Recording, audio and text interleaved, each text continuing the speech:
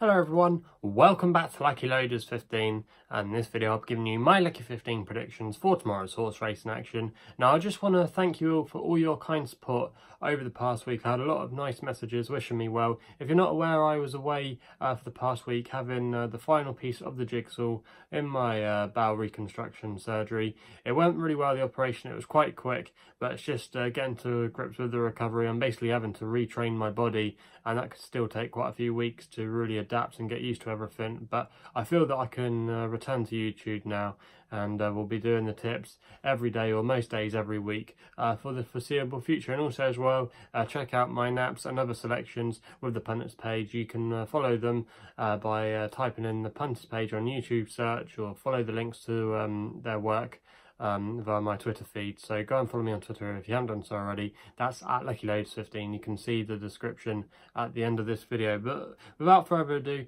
we'll get straight into the Lucky 15 selections for tomorrow's horse racing action.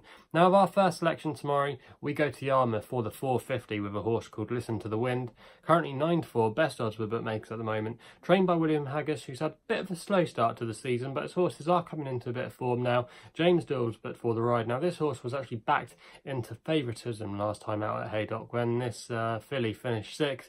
However, that wasn't a bad effort, I should say, for the day. If you actually look at the form has worked out okay. The second went on to win, and also as well the third place horse has run a decent race since at Haydock at the weekend, and I just think you can forgive Listen to the Wind that day. Also as well, she probably didn't like the soft ground, and going back to a sander surface tomorrow should definitely suit. I think this is a winnable race, and she might have just needed the run on her reappearance, and the money did speak for her well on the day. So I think Listen to the Wind at 9-4 could get us off to a winning start. We then go to the 5 o'clock at Lingfield for the finale there.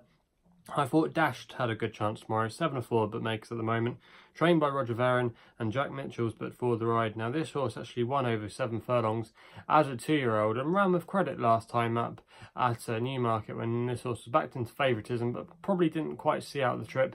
Going back in trip tomorrow should definitely suit this horse, and even though this horse does have to carry top weight, I think it's the one they've got to beat, and I thought 7-4 there with Roger Varon stable in good form. That's going to be my second tip.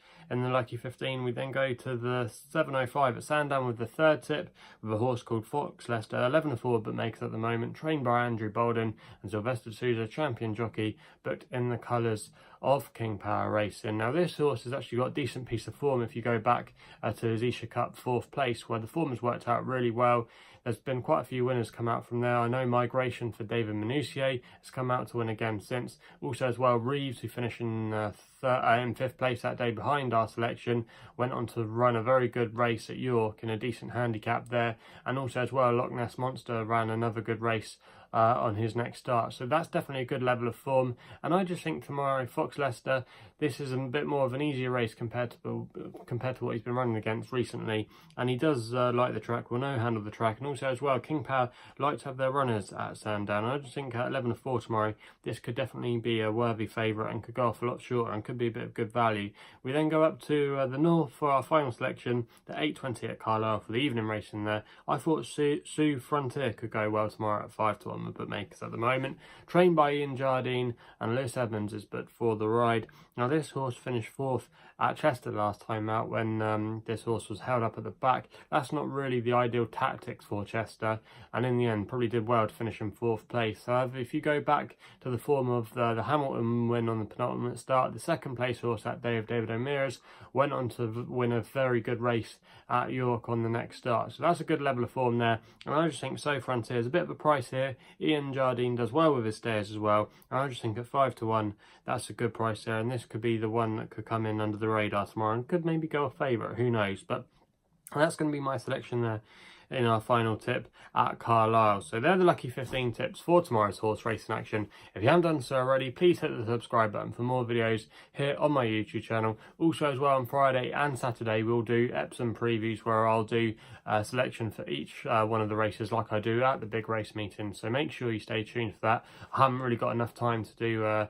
Derby and Oaks preview. I'm just going to be doing little videos for the time being. I'm not feeling up to doing a big race preview at the moment, so you'll know my selection for the Oaks and the Derby the day before, so stay tuned for that. And that's all I got to say, so please gamble responsibly. Hopefully we can have some winners tomorrow, and we'll be seeing you soon.